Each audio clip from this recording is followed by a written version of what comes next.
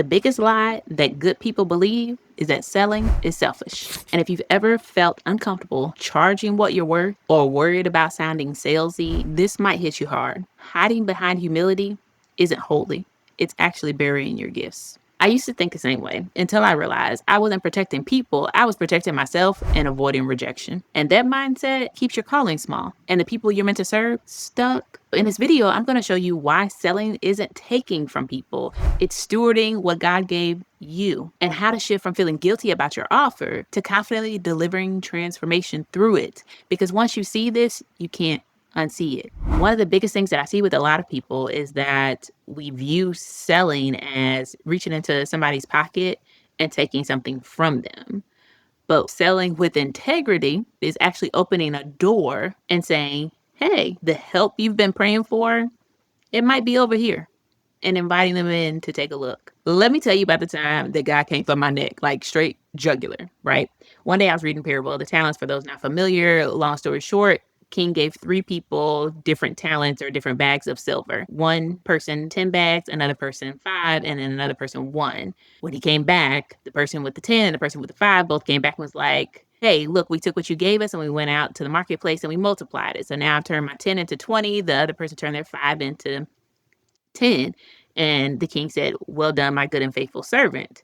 The person who had 1 bag came back and was like, hey, I was concerned and fearful of what might happen. And so I didn't want to lose what you gave me. And so I took it and buried it in the ground. So I'm now returning the 1. And essentially the king was not pleased with this person. Now, one day when I was reading this Parable of the Talents, God clearly asked me, are you the one burying your gifts? Yikes. I was like, well, I sure hope not, because I definitely want to hear, well done, my good and faithful servant at the end of my years. So I was like, oh, let me do some deep self introspection to make sure I'm not burying him. But now, the thing with this that a lot of people miss, the 2 men went out and not just used the gifts, they multiplied it. So it's not just about not burying your gifts, it's also about multiplying them. So this is what I want you to keep in mind as you think about selling to serve.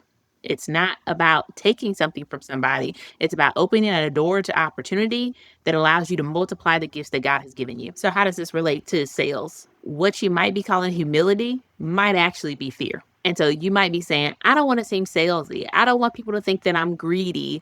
I don't want to pressure anyone. But underneath that, the truth might be that what's going through your head and keeping you resistant is you're saying, what if they reject me? What if they don't think it's worth it? And you're questioning and doubting your gifts rather than taking them out to the marketplace to multiply them. And that's not humility. That's self-protection. The second thing that I want you to keep in mind is that selling is not about convincing people to buy what they don't need. That's called manipulation, actually. Selling with integrity is helping the right person clearly see the problem they want solved, the value of your solution, the cost of staying where they are, and the next step that is available to them. That is selling with integrity. You are helping bring clarity to the person's problem, clarity to the path to a solution, and your job is not to force a yes. Your job is to make the value clear enough that they can make an informed and wise decision.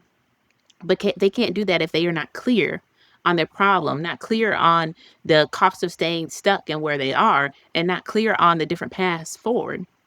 And third thing that I need you to keep in mind, revenue helps you multiply the gift. So as I talked about in the Parable of the Talents, it wasn't just about not burying the gifts. It was about actually taking it to the marketplace to multiply it. How are you going to multiply your gift if you aren't charging for what you're worth? If your work is not financially sustainable, the impact will eventually get limited. You will be able to serve less people. You will go out of business. You cannot multiply your impact while resenting the very revenue that you are receiving that allows the work to continue. So you want to make sure that you are charging what it is worth for the prospect in terms of the transformation that they get, but also charging what it is worth for you to invest your time and to remain steadfast in delivering the outcome with a joyful heart.